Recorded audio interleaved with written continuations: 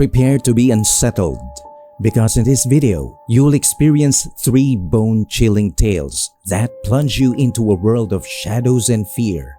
From eerie encounters to mysterious disappearances, these stories will haunt your thoughts long after the video ends. Jonathan Miles shared a chilling tale that began when he was just 8 years old. One night, he and his mother were walking their dog near their Florida home, which bordered a swampy wooded area. The night was eerily silent until an unsettling whistling sound echoed from the depths of the swamp. It was too complex and varied to be a bird. It sounded unmistakably human. Fear washed over Jonathan's mother as she clutched his hand, urging him back inside the house.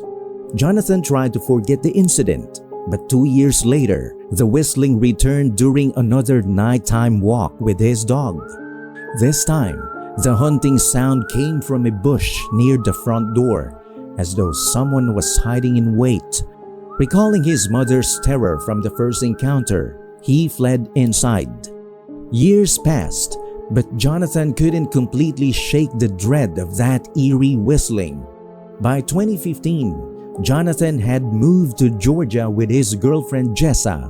On Independence Day, they traveled to watch the fireworks along St. Mary's River. They set up a camp in a dark, secluded area with few others around. As they waited for the fireworks, an approaching thunderstorm added a sense of foreboding to the night. The atmosphere turned sinister as the sky darkened and the fireworks began. The couple chose to remain near the river's edge, savoring the moment alone. But their peace was shattered by the haunting sound of a paddle rhythmically dipping into the water, echoing from the darkness and heralding something unknown and ominous.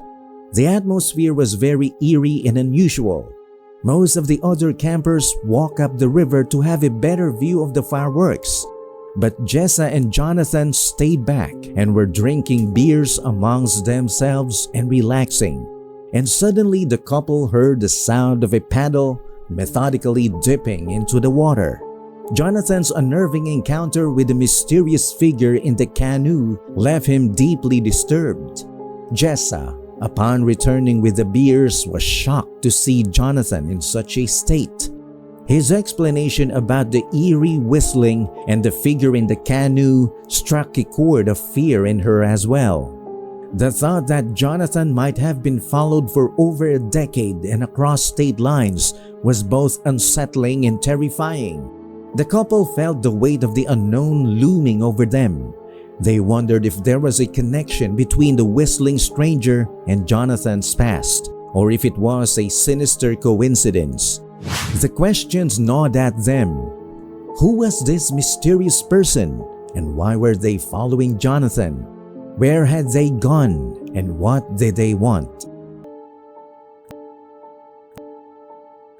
Jennifer Knowles, a 26-year-old woman, vanished on November 11, 2010.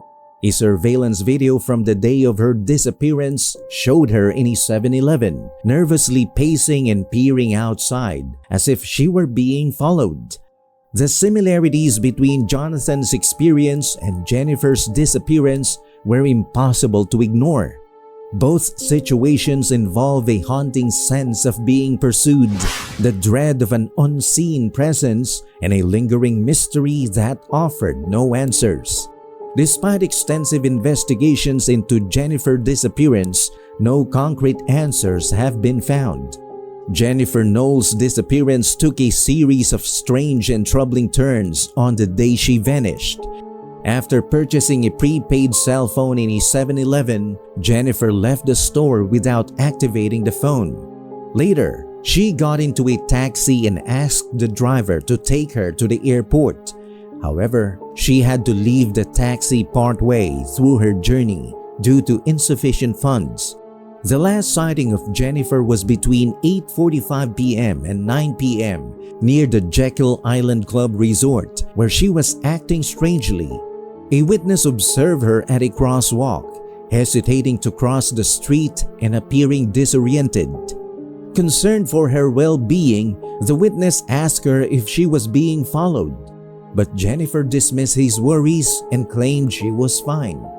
The witness eventually called the police, who found Jennifer shoeless and questioned her for 45 minutes before leaving.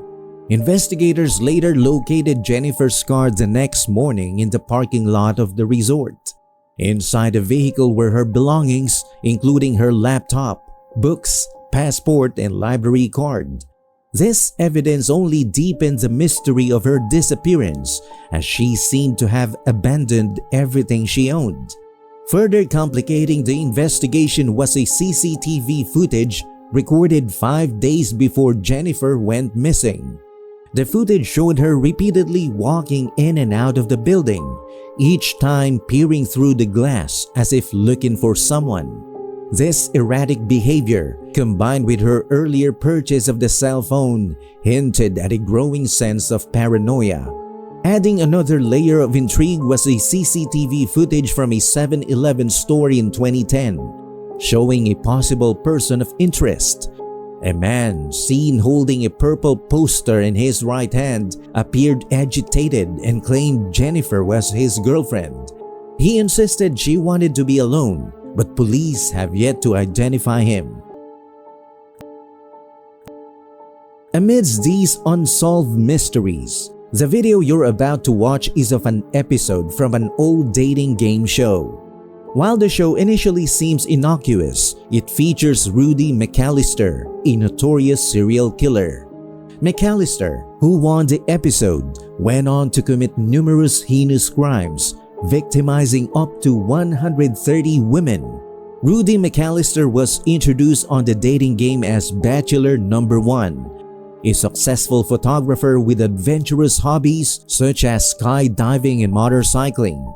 His charm and suggestive comments made him the winner, securing him a date with Nicole Young, the Bachelorette. Despite his TV success, McAllister later gained infamy as the dating game killer. He was convicted of murdering 6 women and a 12-year-old girl, with some of the crimes taking place before his appearance on the show. Investigators believe his victim could reach up to 130.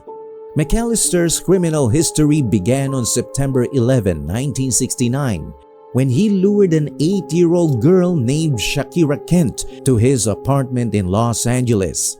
An eyewitness called the police, and though they arrived to find Shakira alive, McAllister escaped and fled the state. He enrolled at NYU Film School under the alias John Cleveland, where he charmed numerous women into posing for photographs, many of whom are presumed to be his victims and remained unidentified. Photographs taken by McAllister of his potential victims can still be found online. In 1971, McAllister managed to secure a job as a counselor at a New Hampshire arts camp for children. His presence at the camp prompted 2 children to recognize his face on an FBI poster at the local post office, leading to his arrest and extradition to California. Though McAllister was sentenced to prison for his previous crimes, he served only 3 years due to the Shakira family's relocation to New Orleans and their refusal to have Shakira testify. Following his release, McAllister's criminal record continued to grow, as did his list of victims. Despite his checkered past, McAllister appeared on the dating game without his criminal history being disclosed. When McAllister won, he and Nicole Young were granted tennis lessons from a renowned instructor and a trip to Magic Mountain theme park. However, the dark truth of McAllister's nature would eventually come to light, revealing the horror that lurked behind his charming facade. After filming the dating game, Nicole was taken to meet McAllister, her winning match from the show. However, upon talking with him, she felt an immediate sense of unease and found him creepy and strange. Trusting her instincts, she contacted the show's office and expressed her discomfort with the idea of going on a date with McAllister. Fortunately, the show accommodated her decision to back out of the date. The following year, on June 11, 1980, 12-year-old Christine Bradley disappeared while on her way to a ballet lesson in Huntington Beach. Her remains were later found scattered across a remote ravine in Los Angeles. Witnesses reported that a stranger had taken photographs of Christine and her friends on the beach on the day she vanished. Based on McAllister's history and his connection to the area where Christine's body was found, authorities obtained a warrant for his arrest. His DNA would later be tied to several other murders. In 2010, McAllister was convicted of 5 counts of first-degree murder and sentenced to death. Investigations into McAllister's ties to other unsolved murders in New York City during the 1970s led to additional charges, and he pleaded guilty to the murders of 2 more women. His true number of victims remains unknown. Nicole Young's intuition and refusal to go on a date with McAllister may have spared her from becoming one of his victims. Her decision underscores the importance of trusting one's instincts in potentially dangerous situations, and in this case, it likely saved her life. McAllister died at age 77 while on death row. How do you think these eerie mysteries connect? Share it with us in the comments below. Don't forget to like, share, and subscribe to Fear Flicks for more videos like this. Thanks for watching and see you at the next one.